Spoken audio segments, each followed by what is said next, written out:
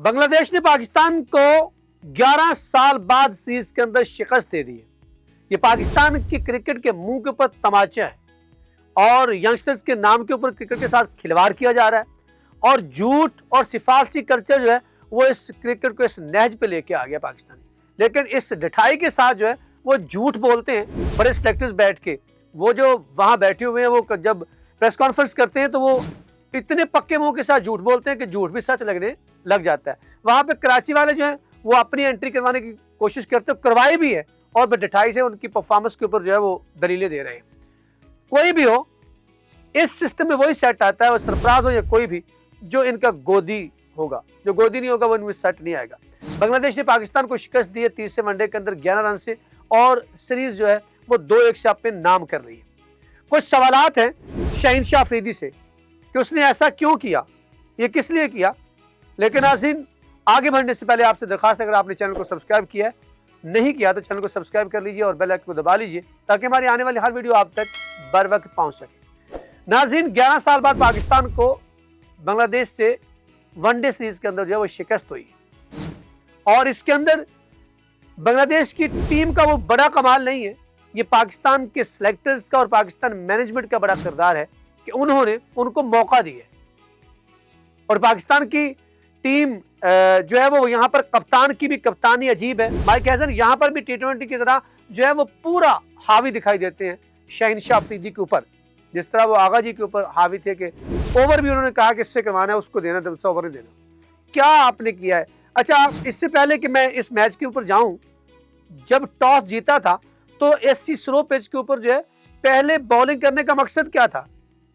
Premiere fast bowler Pakistan के कप्तान star के दामाद शहीनशाह अफरीदी साहब, आपसे ये मेरा सवाल है, जब माज सदाकत पिछले मैच के अंदर इतनी उम्दा बॉलिंग कर रहा है तो उसको दूसरा ओवर दोबारा क्यों नहीं दिया गया, 1 ओवर क्यों करवाया गया?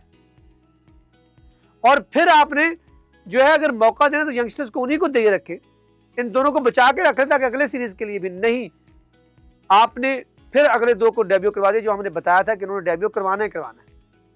वहां पे जो आज आपने खिलाए हैं उनके पीछे बड़ी पर्चियां थी, उनको खिला दिया, वो भी एक्सपोज होकर रह गए। 8 ओवर के अंदर 55 रन दिए। गौरी साहब ने क्या कमाल दिया वो भी आपके सामने रख लेते हैं। तो ये सवालात हैं पाकिस्तान के कप्तान प्रीमियर फास्ट बॉलर शहीनशाह अफरीदी से, मैनेजमेंट से, माइक हैसन से, जिसे कोई पूछता नहीं है। क्या अब माइक हैसन को कोई पूछेगा? आकिब जावेद को कोई पूछेगा? वो कहते हैं कि बाबर आजम जो है वो भी जख्मी है। क्या मंतक दी है यार? बाबर आजम से हमारी मुलाकात होती है, उन्होंने कुछ ऐसा नहीं कहा, पता नहीं क्या वजह है। बाबर आजम अच्छा भला है लेकिन वो वहां पर बैठे हुए, कोई एक सवाल जो है उसका जवाब तो आप इकट्ठे दे लो। एक तरफ कह रहा है कि हम मौका दे रहे हैं कि यहाँ पर बड़ा अच्छा मौका है, अगर मौका देना तो ऐसे बीच बीच में छोटे यंगस्टर्स को खिला के देना, बाबर के अंदर के दरमियान में खिला के देंगे, अच्छे प्लेयर्स बन जाएंगे। लेकिन दूसरी तरफ जो है वो आकिब जावेद कंपनी कहता है कि नहीं वो तो बेसिकली अनफिट है। पता नहीं कहाँ अनफिट है, आपकी कौन सी जो ज्यूरी बैठी जिसने ये डिक्लेयर किया और माइक हैसन की ज्यूरी जो है वो कुछ और कह रही है और आपकी कुछ और कह रही है, नहीं मिलती आपकी कड़ियाँ। ठीक है, फिर आप मंतक देते हैं कि हमने कहा था, गिलेस्पी कहते हैं ऐसे ही चलना चाहिए, हमने ऐसे किया। वो वहां पर आपने अपनी मनमानी करने की कोशिश की है और यहाँ पर आप कर रहे हैं।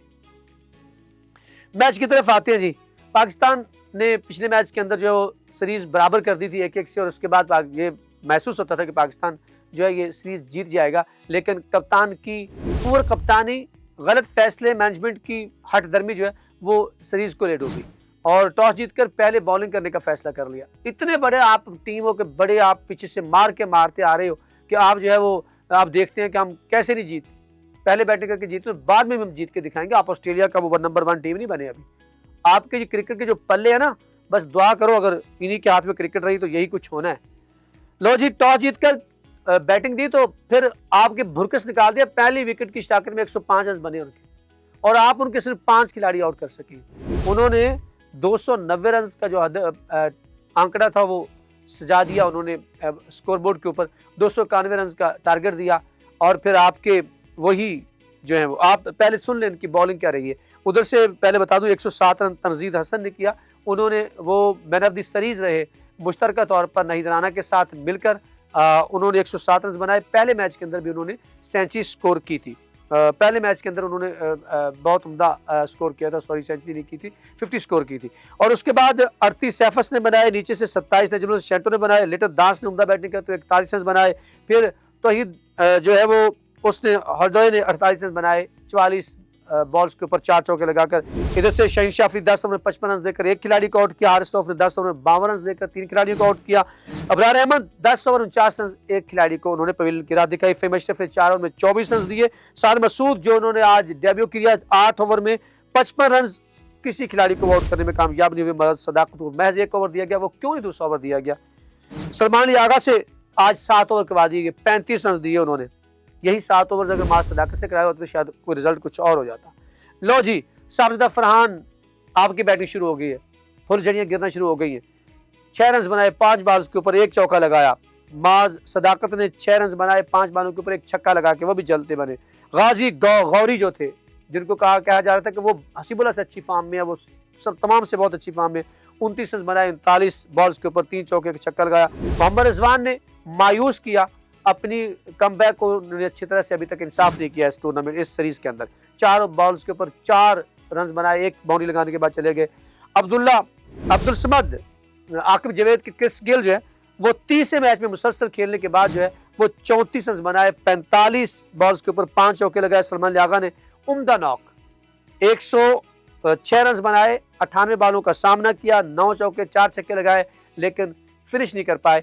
ये बदकिस्मती पाकिस्तान की थी और आगा जी की भी थी। साद मसूद ने बॉल के साथ तो नहीं, बैट के साथ अलबत्ता बेहतर किया।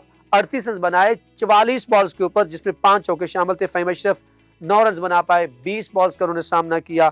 शहीनशाह अफरीदी ने 37 रन बनाए, 38 बॉल्स के ऊपर 2 चौके 2 छक्के लगाए। हारिस 1 रन बनाने के बाद पवेलियन लौट गए। और इस तरह पाकिस्तान की पूरी टीम जो थी वो 279 रन बनाने के बाद पवेलियन लौट गई। और यहाँ पर तस्कीन ने उम्दा बॉलिंग की, 10 ओवर में 1 मिनट 49 रन 4 खिलाड़ियों को आउट किया। नईद राना ने 10 ओवर में 52 रन देकर 2 खिलाड़ियों को आउट किया। और मुस्तफिजुर रहमान ने 10 ओवर में 54 रन देकर 3 खिलाड़ियों को आउट किया।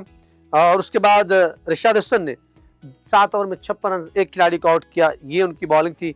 और यहाँ पर आप देखें उनके फास्ट बॉलर ने कितने कंट्रोल के साथ बॉलिंग किया, लेकिन गलत फैसले पाकिस्तान को ले डूबे। नाज़रीन, आपके नज़दीक मैच की शिकस्त की वजह क्या है? क्या आप समझते हैं कि इस मैच के अंदर जो पाकिस्तान की बैटिंग लाइन जो है उसने मायूस किया, या पाकिस्तान के कप्तान के गलत फैसले, मैनेजमेंट के गलत फैसले जो है वो ले डूबे?